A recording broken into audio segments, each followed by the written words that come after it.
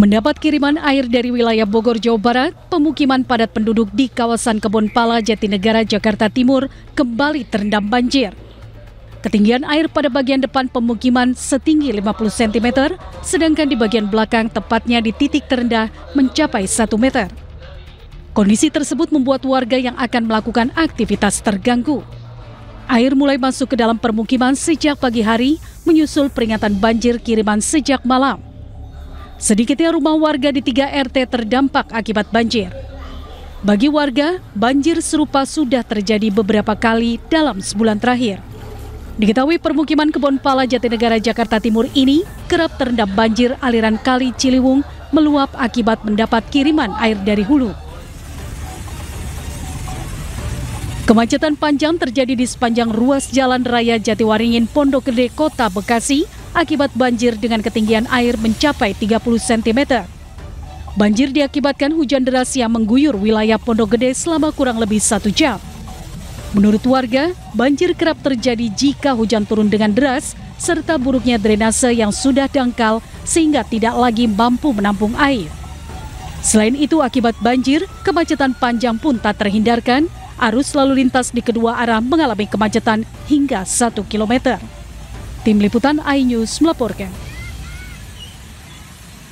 Pemirsa, usai kawasan Puncak dilanda hujan deras dengan intensitas tinggi, debit air Ciliwung di Bendung Katulampa, Bogor, Senin sore memasuki siaga 3. Derasnya aliran air Sungai Ciliwung ini terlihat di Bendung Katulampa, Bogor, Senin petang.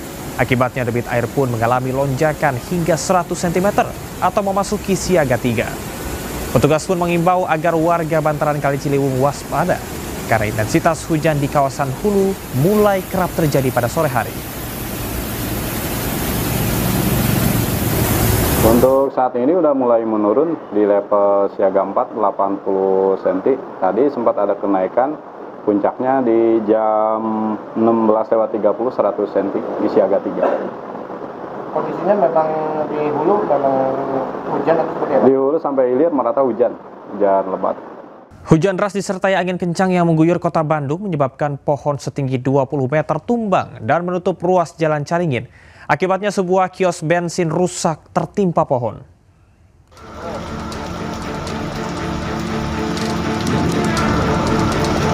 Pohon beringin setinggi 20 meter di kawasan Jalan Caringin, tepatnya di depan gedung PGRI Kota Bandung, tumbang saat hujan deras disertai angin kencang mengguyur kawasan Kota Bandung. Sejumlah warga mencoba evakuasi batang pohon dengan peralatan seadanya agar tidak menutupi jalan utama. Petugas dari DPKP dibantu petugas Diskar PB langsung terjun ke lokasi, memotong satu persatu batang pohon. Penyebab pohon tumbang diduga usia pohon sudah tua. Tadi saya kebetulan lagi di dalam.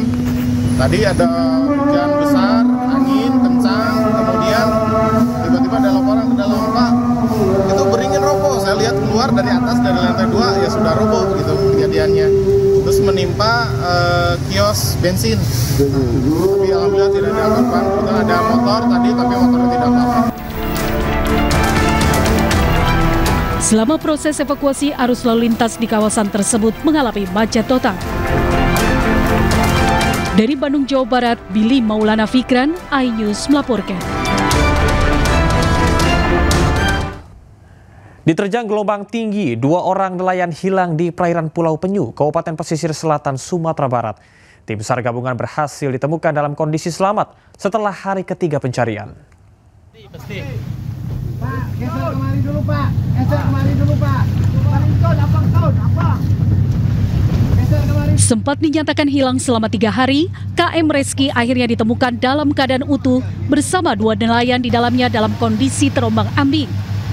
Kapal ini awalnya berlayar dari Pulau Sikakap menuju Carocok pada Jumat pagi bersama kapal nelayan lainnya. Namun pada Sabtu dini hari KM Reski terpisah dan tak pernah tiba di tujuan.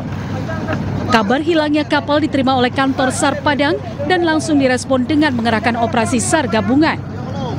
Sebanyak 46 personil dari unsur Basarnas, TNI Angkatan Laut, Polairut, BPBD, hingga nelayan terlibat dalam operasi ini. Pencarian akhirnya membuahkan hasil setelah kapal KM Reski ditemukan sekitar 8,6 mil laut dari posisi terakhir dilaporkan hilang. Yudhistira berangkat dari dermaga Penasahan ke area pencarian pada pukul 09.20 KM Reski ditemukan di sekitar Batur dengan kondisi survivor selamat, dan saat ini survivor sudah berada di atas KSA Yudhistira. KN Yudhistira kemudian mengawal kapal tersebut menuju dermaga Panasahan, Painan, dan tiba dengan selamat. Dari pesisir selatan Sumatera Barat, Budi Sunandar, iNews melaporkan. Rombongan komunitas motor gede Harley Davidson terekam kamera terobos jalur busway. Aksi para pemotor tersebut terekam kamera dashboard mobil yang melintas. Dari rekaman kamera dashboard mobil yang melintas, rombongan moge terobos jalur busway di sepanjang Jalan Panjang, Jakarta Barat. Dalam video yang beredar, beberapa unit moge melaju di jalur busway yang sebenarnya hanya diperuntukkan bagi armada Transjakarta. Peristiwa ini diduga terjadi akhir pekan kemarin. Aksi para pemotor menuai sorotan netizen karena dianggap melanggar aturan lalu lintas dan membahayakan pengguna jalan lain.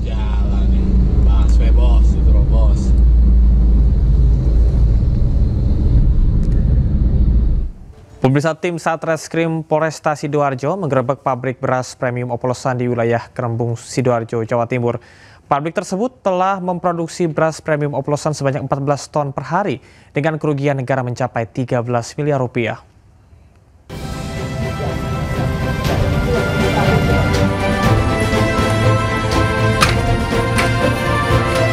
Inilah kondisi pabrik beras premium oplosan di kawasan padat penduduk di Desa Keperkembrung, Sidoarjo.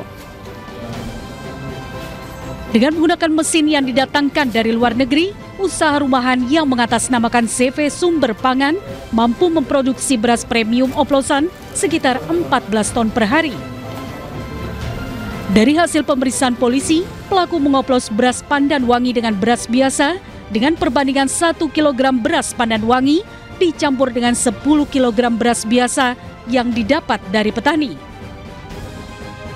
Untuk mengelabuhi konsumen, pelaku mengemas beras premium oplosan ini dalam kemasan 5 kg dan 25 kg dengan merek SPG yang diberikan tulisan Standar Nasional Indonesia dan halal.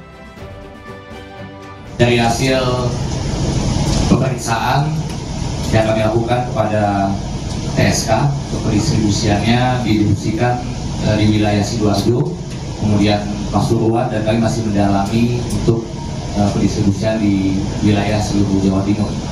Dan dari hasil pengecekan di lapangan, ini masih kami dalam melakukan proses untuk menarikkan barang-barang yang masih beredar yang ada di jual-jual khususnya di wilayah Sidoarjo dan Pasuruan. Akibatnya, total kerugian negara mencapai 13 miliar rupiah. Sementara pabrik pengoplosan beras kini disegel dan ditutup untuk umum oleh polisi. Dari Sidoarjo, Jawa Timur, Pramono Putra, iNews melaporkan.